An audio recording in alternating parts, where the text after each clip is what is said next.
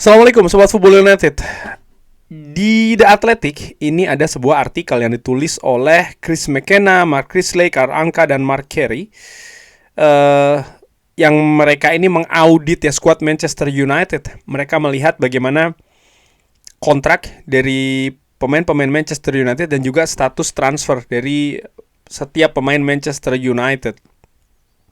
Dan mereka melakukan ini untuk melihat bagaimana kedalaman skuad dari Manchester United dari sisi transfer ya, status transfernya seperti apa dan juga kontraknya seperti apa. Gue akan bahas langsung dari The Athletic. Gue artikan dari sektor penjaga gawang, Senne Lammens ini kontraknya akan sampai tahun 2030. Manchester United mengeluarkan 18,1 juta pounds ya musim panas tahun lalu untuk kiper Belgia ini, dan terlihat sebagai investasi yang cerdas. Dan ya dengan dikontraknya bahkan sampai 4 tahun lagi, masih ada 4 tahun lagi, kiper berusia 23 tahun ini menurut gue akan punya masa depan yang panjang sebagai kiper nomor 1 Manchester United. Lalu penjaga gawang lainnya Altay Bayindir. Kiper ini kontraknya sampai tahun 2027. Kiper asal Turki ini memulai musim sebagai starter bagi Manchester United, tapi belum tampil sejak kekalahan 3-1 menghadapi Brentford di bulan September. Dan ya ini masih situasi yang belum jelas ya terkait dengan Altay Bayindir ini, apakah memang ada pergerakan di bursa transfer musim panas atau tidak.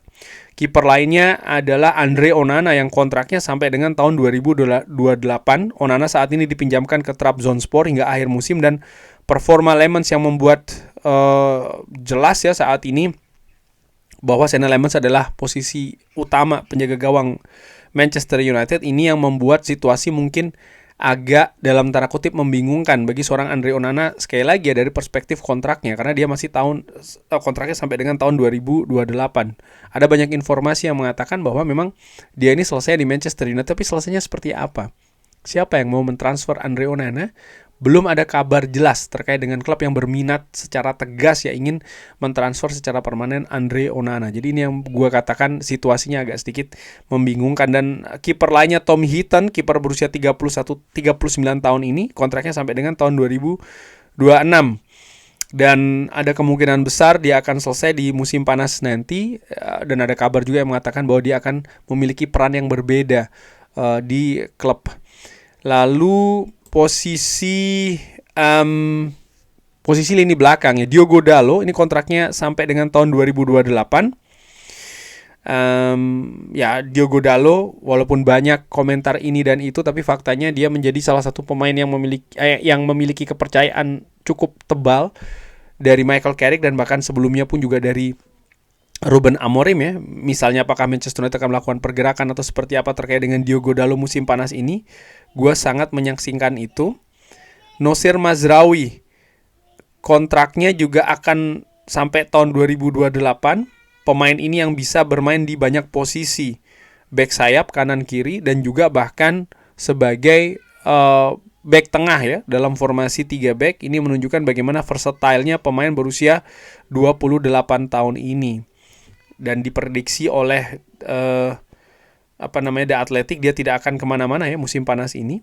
Sama seperti kayak Diogo Dalot pun juga diperkirakan seperti itu. Harry Maguire baru saja mau memperpanjang kontrak sampai dengan tahun 2027 dengan opsi perpanjangan 1 tahun lagi.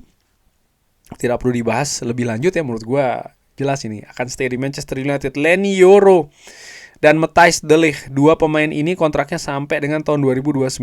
Jadi memang masih cukup panjang. Berbeda dengan Leny Yoro yang menurut gue mendapatkan keyakinan dari tim kepelatihan saat ini dengan menempati posisi utama di center back Manchester United. Matthijs de Ligt ini ya masih sangat meragukan karena bagaimana situasi fisik dari pemain ini yang ya mengalami cedera, dan bahkan dia sampai tidak memiliki kesempatan untuk tampil di Piala Dunia tahun ini. Dan tentu saja ada banyak frustrasi ya terkait dengan Matthijs de Ligt, karena ketika dia bisa bermain, dia menunjukkan memang kualitas yang bagus. Dia punya hal tersebut. Kepemimpinan pun juga seperti itu, karakter dari pemain ini. Cuman ya ini situasi fisik yang membuat Matthijs de Ligt ini menurut gue juga mungkin fans melihat seperti kayak ya memberikan semacam kayak rasa frustrasi ya, dari ketersediaan Matthijs de Ligt. Lisandro Martinez ini sampai dengan tahun 2027 2 kali pulih dari cedera serius. Saat ini dikabarkan memang dalam proses untuk kembali ke tim utama Manchester United. Di bulan Januari mendatang dia akan berusia 29 tahun dengan sisa kontrak musim panas tahun 2027. Menurut gua keadaan dari Lisandro Martinez di musim panas ini ya akan sangat menarik ini ya, karena dia masih ada opsi perpanjangan kontrak selama 1 tahun lagi. Berarti tidak ada tekanan untuk membuat keputusan musim panas ini. Berarti musim panas tahun depan atau menuju musim panas tahun depan menurut gua menjadi periode yang krusial bagi masa depan Lisandro Martinez di Manchester United. Tidak perlu diragukan ya, artinya dikhawatirkan untuk musim panas tahun ini. Aiden Heaven sampai dengan tahun 2029 masih cukup lama. Patrick Dorgu 2030. Luke Shaw, nah ini yang menarik karena kontraknya akan habis tahun 2027. Dan tampaknya Manchester United akan terus bersama dengan Luke Shaw memasuki periode akhir kontraknya ya. Dan mungkin akan ada diskusi terkait dengan rencana selanjutnya bagi Luke Shaw setelah head coach permanen dari Manchester United ini jelas. Dan Tyrell Malacia musim panas tahun ini akan selesai.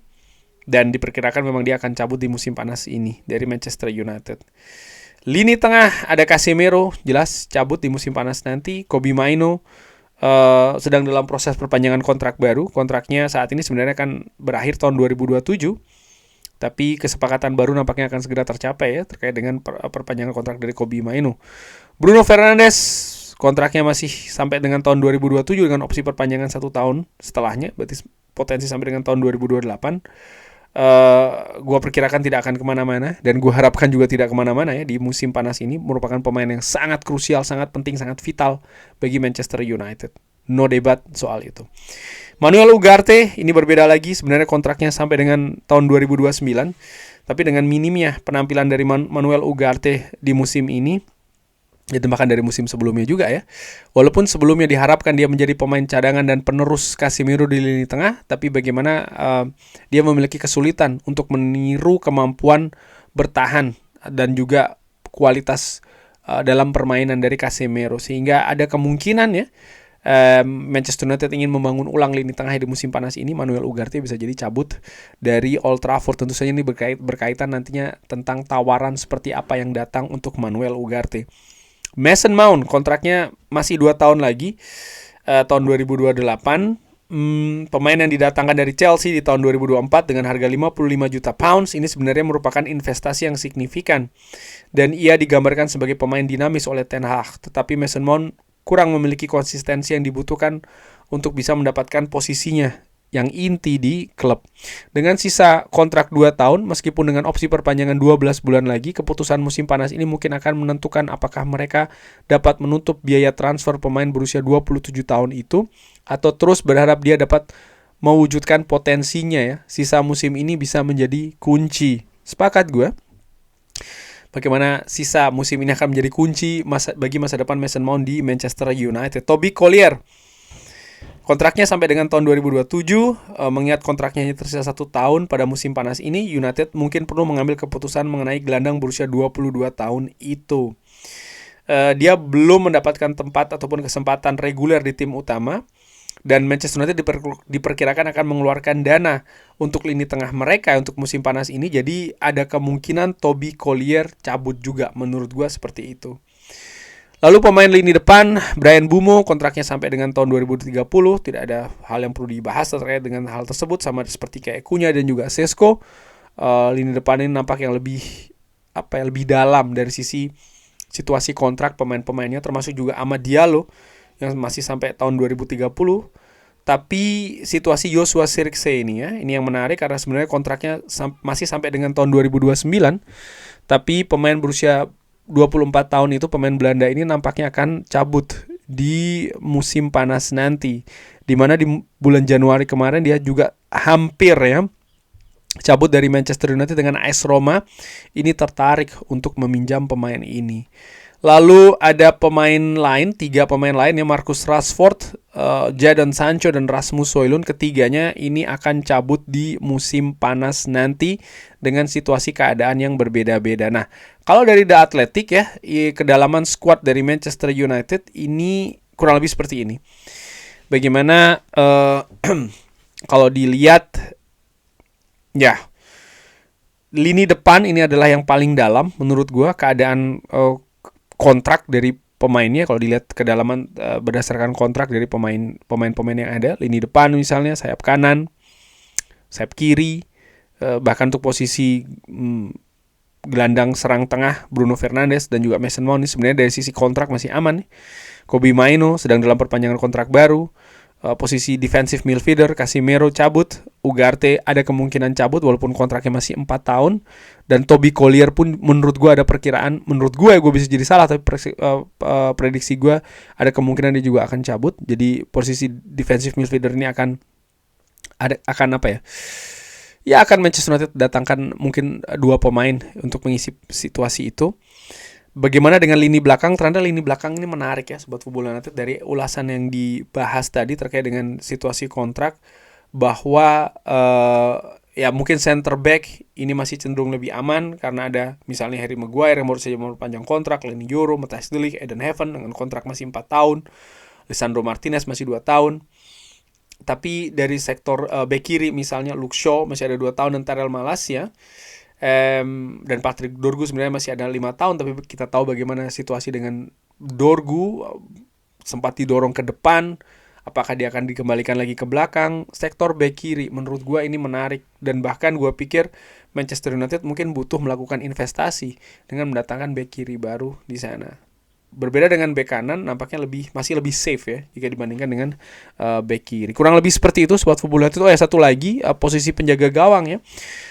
Sean Lemans memang menurut gue sangat solid di posisi penjaga gawang ini sebagai opsi nomor 1. Tapi opsi nomor 2, nomor 3, nomor 4 ternyata ada kemungkinan Manchester United harus bergerak nih. Terutama misalnya ya kita lihat Andre Onana tidak diinginkan lagi di klub, Altay Bayindir situasinya tidak pasti, Tom Heaton besar kemungkinan akan selesai di musim panas nanti. Maka Manchester United juga butuh menurut gue untuk bergerak mendatangkan penjaga gawang untuk opsi nomor 2 dan juga nomor 3, terutama kalau Altay Bayindir memang betul cabut di musim panas nanti. Kurang lebih seperti itu Sobat Football United. Bagaimana, ada pendapat lain? Silahkan drop di kolom komen. Terima kasih sudah menyaksikan. Jangan lupa like, share, dan juga subscribe. Wassalamualaikum warahmatullahi wabarakatuh. Thank you.